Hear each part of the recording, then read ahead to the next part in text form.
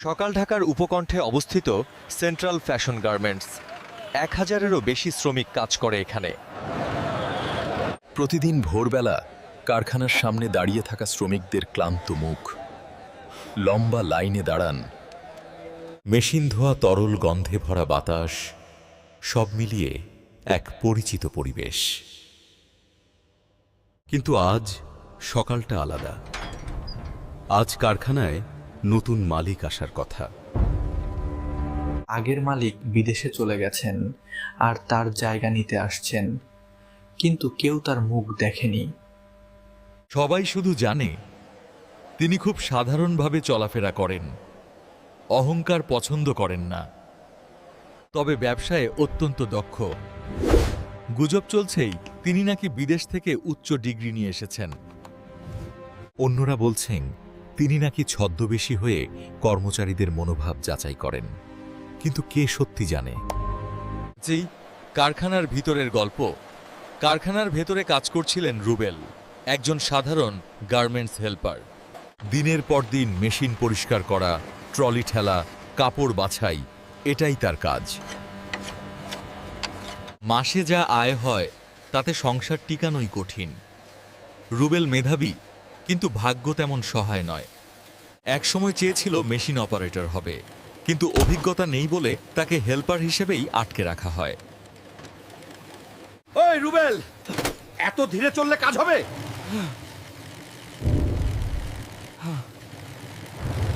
মানুষ নাকি বোঝা টানা গরু? মানুষ নাকি বোঝা টানা গরু, প্রায়ই এমন অপমান শুনতে হয় তাকে। তাই রুবেলের মনে প্রতিদিন একটি চাপা প্রতিশোধের আগুন জ্বলতে থাকে। হঠাৎ কোনো ভুল বোঝাবুঝির জন্য কেউ তাকে অপমান করলে সে সহ্য করতে পারে না। অচেনা মানুষের আগমন। সকাল প্রায় ৭টা। মাঝারি গড়নের সাদামাটা চেহারার এক যুবক কারখানার ফটকে ঢুকল। পোশাক এত সাধারণ যে যে কেউ ভেবে নিতে পারে হয়তো নতুন কোনো হেল্পার বা ট্রায়াল কর্মচারী। কিন্তু এই যুবক সবার দিকে কৌতূহলী দৃষ্টিতে তাকাচ্ছিল। হাঁটতে হাঁটতে সে মেশিন লাইনের দিকে এগিয়ে গেল। মনে হচ্ছিল কারো অনুমতি ছাড়াই সবকিছু খুঁটিয়ে খুঁটিয়ে দেখছিল। এমন সময় এসে হাজির হলো সুপারভাইজার কামরুল। এই, তুমি কে? আমি নতুন, আজ থেকে যোগ দিচ্ছি। নতুন হলে আমার কাছে আগে রিপোর্ট করবে। এখানে এমন ভাবে ঘোরাঘুরি করার নিয়ম নেই। দেখছিলাম শুধু কিভাবে কাজ চলে।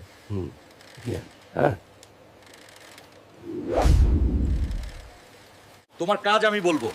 এখন যাও, লাইনে রুবেলের সঙ্গে থাকো। ভুল প্রথম দেখা, কামরুল নতুন ছেলেটিকে রুবেলের কাছে পাঠালো। রুবেল তখন ভারী কাপড়ের বান্ডিল তুলে সাজাচ্ছিল। এই যে ভাই, আমি এখানেই কাজ করব, একটু দেখিয়ে দেবেন? রুবেল ঘুরে তাকাতেই দেখল সেই অচেনা যুবক। সাধারণ চেহারা, হাসি মাখা মুখ, কিন্তু রুবেলের মাথা তখন গরম। সকালে ঘুম কম হওয়া, উপর্যুক্ত একাধিক চাপ, সব মিলিয়ে সে বিরক্তই ছিল। ওই, তুমি নতুন, আগে অনুমতি নিয়ে আসতে হয়, এমন দেমাক দেখাতে আস না। আমি তো শুধু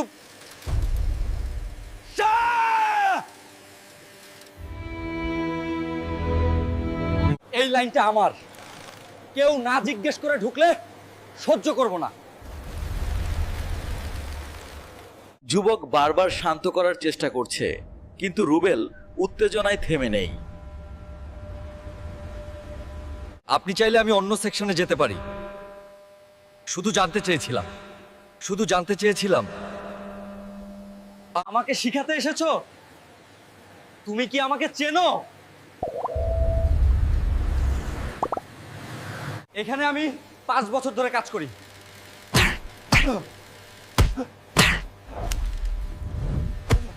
ধপ! কারখানা স্তব্ধ। সবাই তাকিয়ে রইল। কেউ ভাবতেই পারেনি রুবেল এমন কাজ করতে পারে। যুবক চুপ করে দাঁড়িয়ে রইল, চোখে বিস্ময়, মুখে বিষণ্ণতা। রুবেল, তুমি কি পাগল নাকি? নতুন ছেলেকে থাপ্পড়? যেমন আচরণ করবে তেমনই হবে।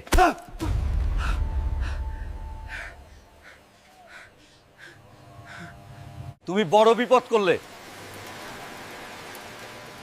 জানো সে কে? রুবেল ঠাট বাঁকিয়ে বলল, হবে কোনো লোকমুখী সাধারণ কর্মচারী। হবে কোনো লোকমুখী সাধারণ কর্মচারী। সে নতুন মালিক।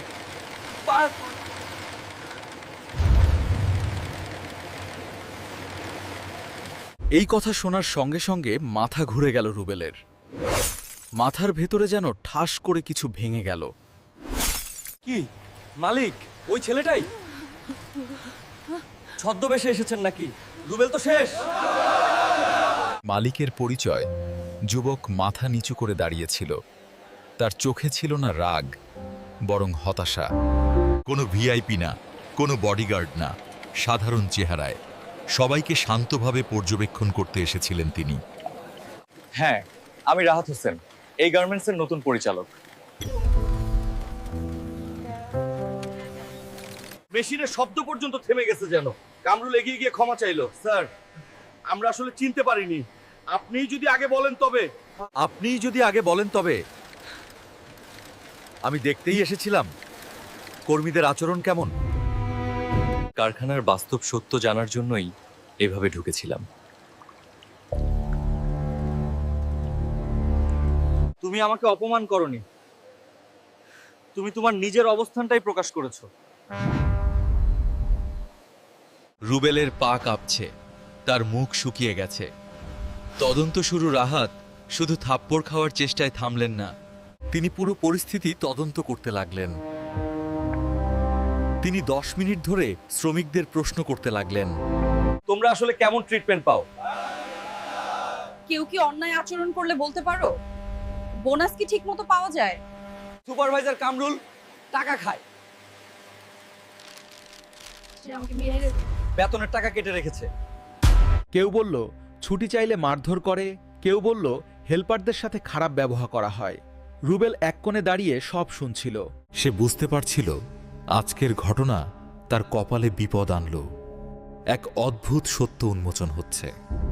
রুবেলের অতীত। রাহাত রুবেলকে আলাদা করে অফিস রুমে ডাকলেন। বসুন। রুবেল মাথা নিচু করে বসল। তোমার আগের রেকর্ড দেখলাম। তুমি পরিশ্রমী, সময় মতো আসো, অভিযোগ কম, কিন্তু মেজাজ খুব খারাপ। স্যার, আমি ভুল করেছি। আমি ভাবিনি আপনি মালিক। তোমার ভুল এইটা নয়, তুমি কাউকেও না চিনেই, সত্য না জেনেই রেগে গিয়ে আঘাত করেছো। স্যার, আমি দরিদ্র মানুষ, বাবা মারা গেছে, মা অসুস্থ, চাপ বেশি হয়ে গেলে রাগ নিয়ন্ত্রণ করতে পারি না। মালিক সাহেব জান বাজাবে।